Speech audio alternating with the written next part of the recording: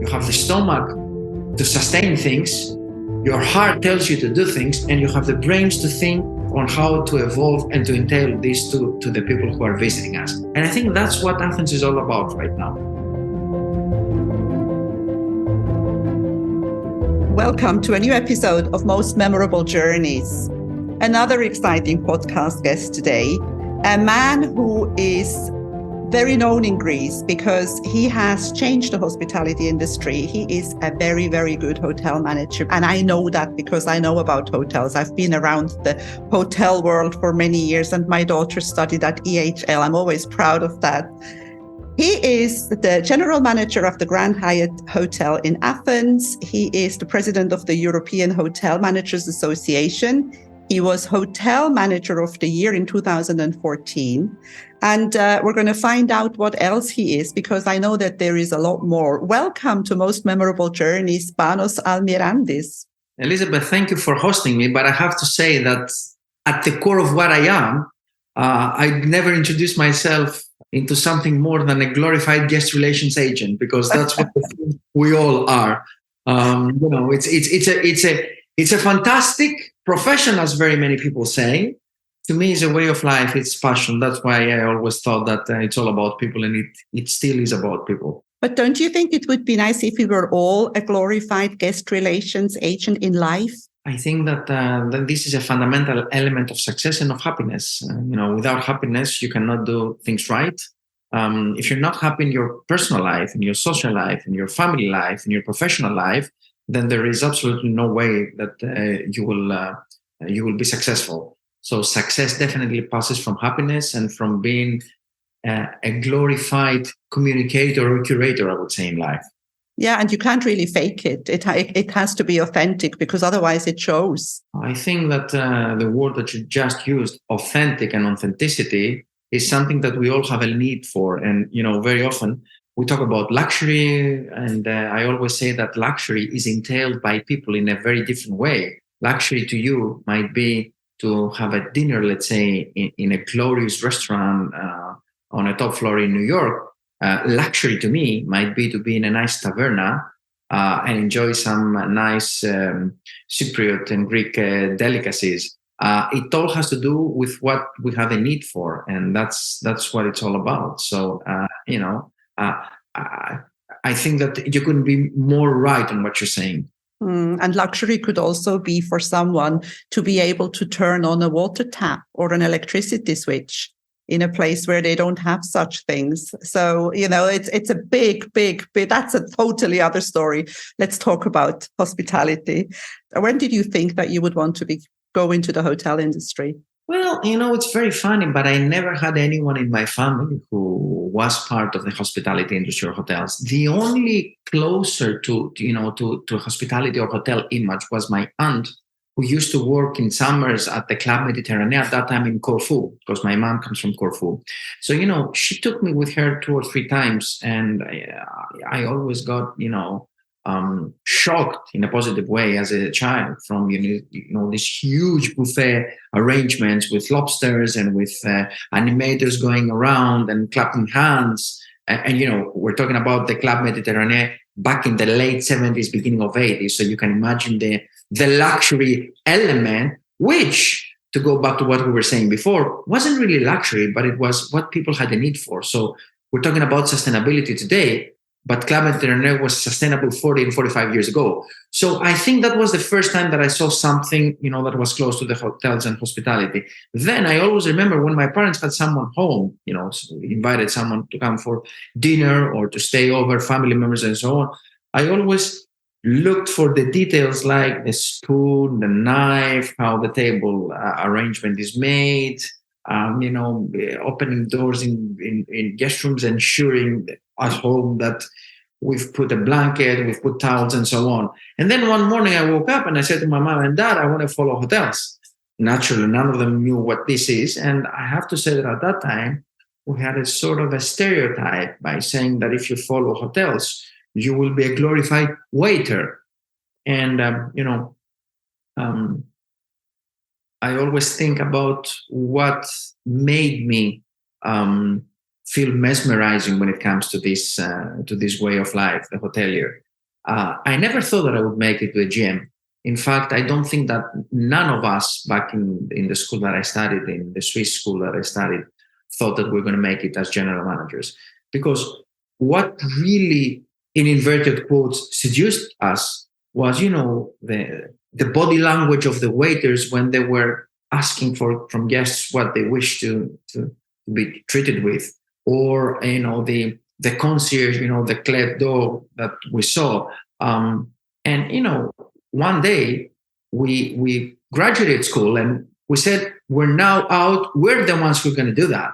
I don't think that any of us thought that we would make it to this position. And, I always thought that once you make it to this position, you're nothing more or less than every one of the people in different positions: restaurants, bars, guest relations, sales, marketing, public relations. That's why I'm saying we're glorified guest relations agents, because that's the beauty of this amazing profession, as it's called. So you studied in Switzerland, but then you also went to Cornell. You finished your degree in Switzerland. You felt like you wanted more. I didn't go to Switzerland. I went to Greece, to the Alpine Center, which was associated with IHTTI. Okay. Institute for Hotel and Travel and Tourism in Neuchâtel. So we studied in Greece, and the great thing about our studies was the fact that the school was and still is part of a hotel. So students operated the hotels with regular duties, and of course the academic program. And then at the end of the third year, we had to go for about a month for a final examination, as well as let's say, as they call it, a year progress project that we had to build a hotel. So I did all that, and then one day I thought that I would love to further my studies, and I didn't go to Cornell. I went to Johnson and Wales University, which is in Providence, Rhode Island. So to put it bluntly, that was the American number 2 in hotels, because Cornell was extremely expensive. And then once I transferred my credits and I completed the hospitality administration, I said, well, you know what? I want to do a master's. So when I told my dad that I want to do a master's in something other than hotels, he said, why? I said, listen, how much more can I learn in hotels, from which side to serve what and what to do? So I did a master's in international business with a minor of economics. And that was really a striking moment, because it helped me understand that apart from the rooms division or the food and beverage path, you also need to account for numbers. And then, I started progressing into my career. And at some point, I attended the general managers program in Cornell, which is a great program. And that's pretty much my academic path. That's a good one. I think that's a good one, but that's not enough, because as you say, you have to like people. And I worked at some point in my life, I worked in a hotel in Zurich, and the general manager was one of those real, those full-blooded hotel managers, a bit like you, this similar kind of. And I used to watch him walk around the hotel lobby, and he used to see things on the floor, like, I don't know, a string or something, and he would pick it up. And that really impressed me. He didn't call somebody. He didn't call a cleaner or a housekeeper. He did it himself, because it's easy to call people to do things, but you have to be hands-on, don't you? I always thought that when you're hands-on and when you are doing, very many people talk about management by example, and some others talk about leadership. And I personally believe that it's very difficult to find leaders, because practically we don't really know what a leader or who a leader is until they become one. And then after death, we pretty much say this person has been a leader. So I always say to the team, we need to apply leaderment, which is a blend between leadership and management. And yes, indeed, it is leaderment to walk around and not having to call someone, but pick something up from the floor.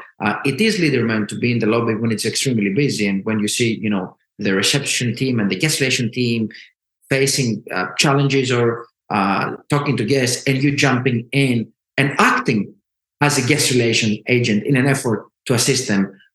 So many different things that we can do. It's so nice when you pass from the breakfast area in the morning and you see that the hostesses are very busy, and you welcome someone and say, please, sir, madam, follow me. That's the only way that you can really understand what's happening at your hotel as well. Very often my team comes and say, they call me after 6 hours of coming up to work, and they say, we're waiting for you in the office, but when are you going to come? And I say, well, the first day that you find me in the office, that means that we have a challenge, because I don't need to be in the office. It's pretty much like the captain. The captain in ships is up in the bridge, and the bridge of the hotel is the reception, the lobby, the restaurants, the bars, and so on. That's the only way that you understand what's happening, and that's the only way that you infuse also power to your team. Otherwise, it's all about numbers and it's all about statistics, but you need to be there. And that's something very, very important. We have reached the age of artificial intelligence. Many people are afraid of AI. People think that they're going to be replaced by something or by. How far can artificial intelligence be applied in the hospitality industry? It definitely is applied in very many applications. We have an app for everything. And I recall a guest 5 years ago, I was discussing with him about something. And I said, well, we have this mobile application that does this and that. And he says to me, listen, Panos, I live in London. I need an app to order flowers to my wife. I need an app to pay the school fees of my kids. I need an app to call a taxi. I need an app to book a restaurant and so on. People are irreplaceable. There is always a need for people, and there is always going to be a need for people. I mean, look at what happened with COVID. The very first thing that we all had to face was not the fact that the economy stopped, was the fact that we were forced to stay at home alone. And you saw the side effect of it immediately after we reopened. Everybody traveled, and they're still traveling, and everything is skyrocketing. Why? Because people have a need for people. This is never going to end. And if you combine that with the challenge that we all face nowadays, which is finding personnel, what's the thing that we all talk about? Hospitality or not hospitality? Finding people, recruiting people, attracting youngsters into our profession. That indicates a strong need for people. So, you will definitely find lots of solutions, a lot of applications, and very many things that have to do with AI. But no AI will replace what the Ritz-Carlton is doing, which is ladies and gentlemen, serving ladies and gentlemen. Nobody will call you by your first or your last name. Nobody will remember what your habits were the previous time and what you want to do. Nobody will pick up the phone and, offer you a curated experience. And I think that we're all tired from being in front of a screen and reading things and replying to things. We have a deep need for communication, and communication only comes through people, not through apps. And kindness, I guess, is not replaceable by artificial intelligence, because kindness is very important as well. And what you're saying about people spending a lot of time in front of a screen, I've got a friend who owns a travel agency in Switzerland, and she says that she's getting more and more busy because people are tired of booking their own flights because they spend so much time already in front of a screen. So it's interesting that how the world has developed. But you mentioned COVID before. How did you feel when you suddenly had to stay at home? Well, I think COVID, to pick it up from where you left it, is also combined with empathy. And that's something that we all have a need for. In the beginning, we were all shocked. Then we understood that it's not going to be something for 2 or 3 or 5 days. Then some of us, I will dare to say, that we even enjoyed our time home because we rediscovered ourselves. We rediscovered our families. We rediscovered things about our homes. We all go home and we sleep home, but we spend, just some few moments of our daily life at home. We just go to eat and sleep and go back at work. So I think it was a very beautiful new discovery for all of us. Obviously, there were some unfortunate circumstances with people not spending nice time with each other at home. But I think that those of us who they lacked a lot of time and personal moments from their past, we rediscovered our families, we rediscovered what home is all about. We got some time to relax, to cook, to walk around, to watch, a nice show. And then, of course, we had the reverse shock of reopening our hotels. And that's when the challenge with the personnel struck us all. And it still is around, actually. Yeah, I think it just showed many people don't want to have irregular working hours anymore. That's probably the after effect of COVID. Do you think that's going to come back? I mean, personally, for me, there is no other industry as beautiful as the hospitality industry. But of course, it does involve, when you work with people live 24 hours a day. So it does involve irregular hours. Do you think people will come back? Young people will rediscover this? I think it's a combination. First of all, we all talk about how to attract people, but I think that we should prioritize by putting on the top of the list how to retain our existing people, how to promote from within, how to showcase to these people that you are important. And once you do that, they will be your ambassadors. I mean, they will just go out and say to friends, family members, and so on, listen, I work in this place, hotel, for instance, and we're promoted from within, we're recognized, we are awarded, and that will bring people. People have a need for rewarding, and that's something that we really need to look into right now. And of course, once we start working on that, definitely we will attract more people and we will recruit people. But at the same time, it is combined with what we're doing at schools. And I'm a father of two 18-year-old girls. One of the first things that I said to my daughters, I said, listen, if there is something that you want to follow as a profession, let's discuss it. If you haven't decided yet, let me just tell you without any, force into convincing you or so, make sure that you understand that the hospitality industry is fascinating because, first of all, it's not just one position. You have an array of different positions. Second, if you want to become global, you can travel anywhere in the world. And guess what?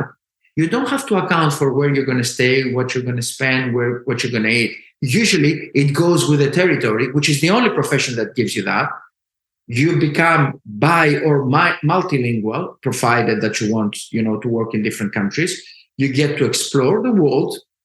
And at the same time, you simply cannot become unemployed. There is absolutely no way that you will be unemployed, be it in the hotels, restaurants, bars, and or other professions that are correlated with the hospitality industry, like anything that is related to transfers, water sports, animation. So that's the beauty, and that's what we should, I think, focus on when we talk to the young people, because the young people, we haven't done what we should be doing with them in order to show them how to explore the industry. They see a hotel, they see this nice and shining building, but they also hear that you have to work a lot of hours, which is why I say it's a passion and it's not a profession. We need to showcase to them what's nice about it and what's beauty about it. And of course, that it has security, because it has security. This part of our interview, this question what you just said should be tweaked and used as advertising, because that was so beautifully said and it's so true. I think young people really, they should understand how much they can gain, because I've spent all my life more or less in the hospitality industry, and I love it. And it's just, there is so much, as you say, it's not just a hotel. It's not just, I was a tour guide for 11 years. I lived in hotels, and you become part of it. You become an ambassador as well for a hotel where you've lived in. Another thing that I wanted to talk to you about is because we met in Nicosia in Cyprus at the conference of the Cyprus Association of Travel Enterprises. And the theme of that conference was sustainability. And you had a very interesting presentation about sustainability. Now, luxury hotels and sustainability, is that a little bit controversial? Can luxury hotels be sustainable? Do you have to change the sheets every day? I think that it's part of what people want nowadays. It's all about sustainability. And, once upon a time, let's talk about the bonuses of hotel general managers. It used to be, as they say, FLS, Fire Life Safety. Today, it's ESG, Environment, Social, and Governance. So it's not what we say, it's actually what the guests are saying and what they're expecting. And you know what? We don't have to do nothing more than what the guests want to. It's just a matter of explaining to the guests. It's a matter of showing to them what you're doing. And it's a matter of making them part of the whole equation. You see Four Seasons, Ritz-Carlton, Dorchester, Mandarin Oriental, Six Senses, companies. I'm just throwing some names of companies that people believe that they're synonymous to luxury, but these are the first companies who talk about sustainability, and these are the first companies that apply sustainability. But what is sustainability at the very end? Is it just a matter of how to clean the sheets and how often you clean them and how many trees you save and the plants and so on? I think it's a way of life. It's a lot more than that. Yes. It's much more than that. It truly is a way of life.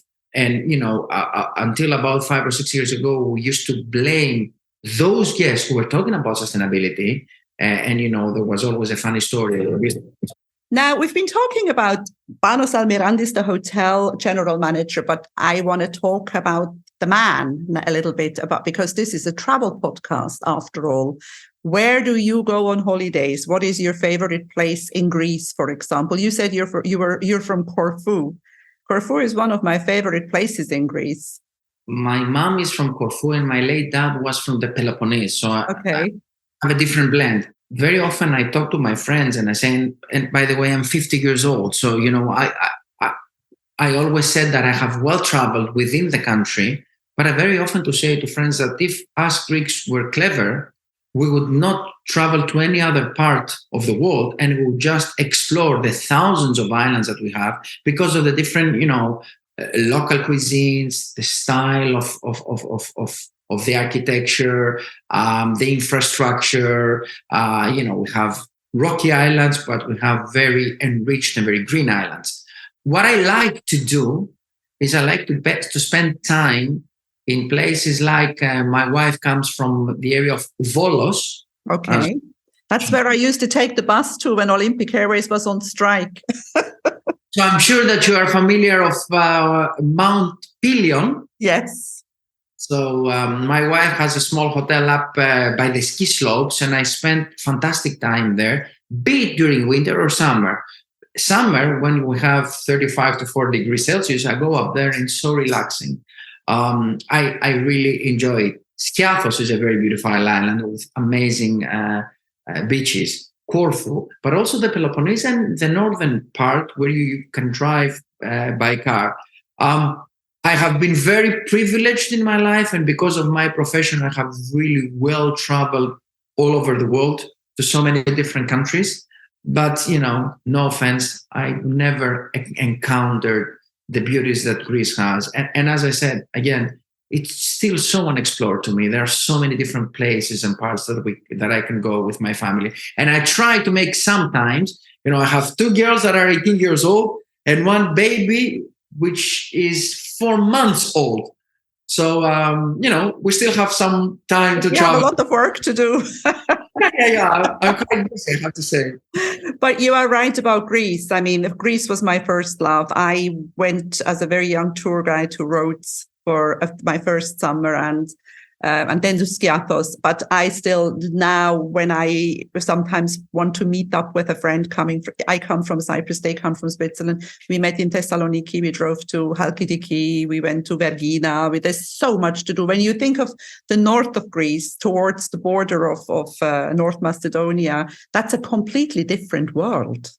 And, that's the beauty of the country, that you can go up north and it's totally different to an island or to the southern part. And you get to see also the way people speak, the way people act, the local customs, the local traditions. And that's not just in a specific season. We're now in the Greek Orthodox Easter period. So even the way that Easter is celebrated so differently from part to part. Halkidiki that you mentioned, what a great area. I spent 2 years of my life there. And Rhodes, That's where my daughter were born. So I spent 4.5 years of my life there, and that's another beauty with our profession. You get to live in different places, and I have to say that at the same time, you also get to meet people that remain friends for life, and that's another exciting. Absolutely. However, when you do travel and you do leave your beautiful country, where do you go? What do you like? Do you like Asia? Do you like the US? Which part of the world would you travel to if you had to go on holiday somewhere else except Greece? I've well traveled in the US because I was studying there for 3.5 years. So I saw, and I always got excited by the way of each state handles differently a bit of everything. I was always fascinated from that. Asia is a very beautiful place. Malaysia, Indonesia, Thailand, the Philippines, all those parts. Middle East, another great part. And what to say about Cape Town? I love Cape Town. Oh my God, yes. We love a destination, amazing climate, great people, fantastic wines, such a tasty food. But also you get, Europe, so many different places that are well known. And when you're part of Europe, you get to travel easier within Europe for profession and, some personal time as well. Well traveled around Russia. Once I was talking with a Russian colleague and he asked me how many cities I have visited in Russia. And I think there were 42. And he said, Jesus Christ, that's much more than an average Russian is visiting. But I think that wherever you go, you have to really experience the place of the local people. It's only then that they show to you the real local communities. And community is a very important word for me because, community has to do with the way people speak, they act, they react, they eat, they drink, all their customs or their habits. And of course, it's very important to enter also into their houses because you get infused by this local happiness and empathy that they entail. And now I'm going to say something that I probably say in every podcast episode. Have you noticed that because you have traveled a lot, you've been to many people's houses, don't you think that we are all the same? We all have the same needs and we all want to be happy and safe, no matter how far you go? As I said earlier, safety is something very important in a professional and personal path. And yes, indeed, we're all the same. It's just a matter of being able to absorb different communities and different customs. And, that's another thing that my life is all about. Being a hotelier, because I always say, sometimes I speak with owners and they talk about the owner is saying, I'm the hotelier. I always say, no, I'm the hotelier. You're the investor. So being a hotelier, you get to see all these different parts and you get to understand that we are indeed different probably when it comes to the language and to some customs, but we're at the very end very same, which is why I've worked in 4 different countries and I have so close relations still with them because we are indeed the same. You probably find some close parts to your culture in some countries and not so close to some others, but hey, at the very end, it's all about being positive and being open. Absolutely. And it's about liking each other and avoiding listening to propaganda and the media because their aim is to make sure that we dislike each other and that we are afraid of things. And I think fear is the biggest dream killer that stops us from living what we really want to do. We are very lucky and privileged to live in the years that we live because 100 or 200 years ago, people wanted to travel, but they just couldn't. Today, the world has become so small. You can be anywhere you want within hours. Isn't this really a gift? What does it mean to be different? What does it mean to have different customs one from another? We're so lucky to be able to see each other, to touch each other, to go to different places. I mean, what we are discussing right now, we would not be able to discuss 100 years ago. And today we're saying, do you like Asia? Do you like this, Africa? Do you like? Because we can travel around and see all these places. So yes, it's just a matter of positiveness. And again, it's a matter of wanting to experience different cultures, because at the end you experience your own. So why don't you see something different than your own? Yes, and I think this is probably why I immediately felt like I need to speak to this man when we met in Nicosia, because of the positivity that you exude. I thought I have to get this guy on my podcast because I like positive people on my podcast. I'm very glad that you are here. And I want to ask you, what's next? Are you going to stay in Athens? Did you ever think of going abroad again? Well, I've worked so far in the UK, in the United States, and in Italy. The world is so small, but it's so big. But when you are a hotelier, it is very small. I have a great project here at the Grand Hyatt Athens. I've been here already for a year and a half. We've expanded the hotel from 320 to 550 units, and it's now become the biggest Grand Hyatt in Europe. So I think that I'm still, I have a great team. I still have a great project to evolve. And it's coming there in the next 4 months. We're completing all the works. And I think that, it's for me, it's of prior importance right now to be here with them. I don't know what the next step will be, but I can definitely tell you that I'm extremely proud of what the team has done, in conjunction with our investors, of course. And, Athens is doing fantastically. But with this new arrival of the Grand Hyatt Athens expanding so much, I think we have a great next 5 years ahead of us. So, time will show. We'll see. Now we're coming to the end. As we say, time flies when you're having fun. This is your last chance. Why tell people, why should they come to Athens? Well, Athens, let me answer it in this way. As I said earlier, I'm 50. So I was born and raised and lived in Athens when Athens was quite challenging in its infrastructure. And when it wasn't that much of a very well-organized destination. Today, Athens has evolved. It has changed. Definitely, a fundamental, let's say, part of micro and macroeconomy is whatever goes up will go down and then it will go back up again. So unfortunately, we're very famous for the financial crisis that we had between 2010 to 2016. That really helped Athens a lot. Today, you see foreign investment, you see development, you see evolvement, you see new buildings, you see real estate development, you see working on infrastructure, you see facelifts in buildings, you see new restaurants, new bars, respect for the city, lights. So Athens is changing, and it's changing rapidly. We have so many new projects, like, Ellinikon, the Airport is now becoming something that in the next 8 to 10 years, as I say, it's going to be like the fillet of Europe. Hotels have really worked into reconstructing their facilities, renovating, the famous Singru Avenue, which is also where the Grand Hyatt Athens is.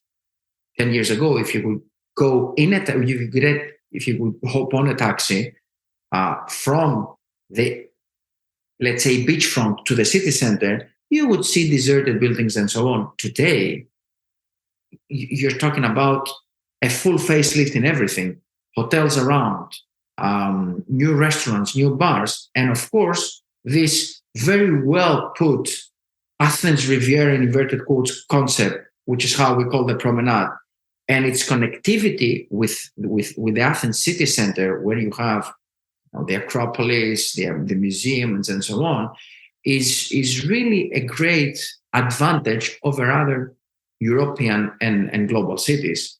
Because Athens, we say that Athens is a big city, but it's not that big after all. And in which other city can you be in 8 minutes from the city center down to the beach? Which other city has only 3 months of winter? There are so many beautiful parts of the city. And of course, when we go to my profession, you will also see the arrival of so many different international brands. About 10 years ago, we used to have 4 to 5 brands. Today, the Four Seasons is here, the One and Only is here, the Grand Hyatt is here, the Marriott is expanding, Autograph Collection, Luxury Collection, Moxie's, and so on. So it's all happening.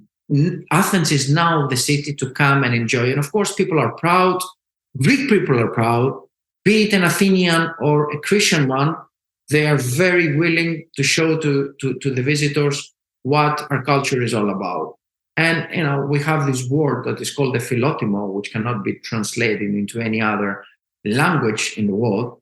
And that's something that comes, I always say that philotimo, if you could, let's say, give an explanation, would be the connection between a stomach, triangle to the heart, and then to the mind.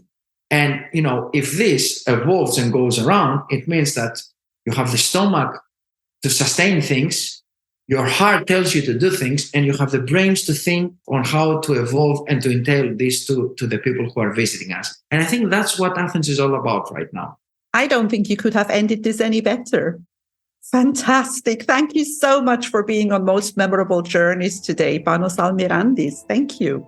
Thank you very much for hosting me, Elizabeth. If you enjoy my podcast, please like, share, and subscribe to my channel. You will find all the information in the show notes.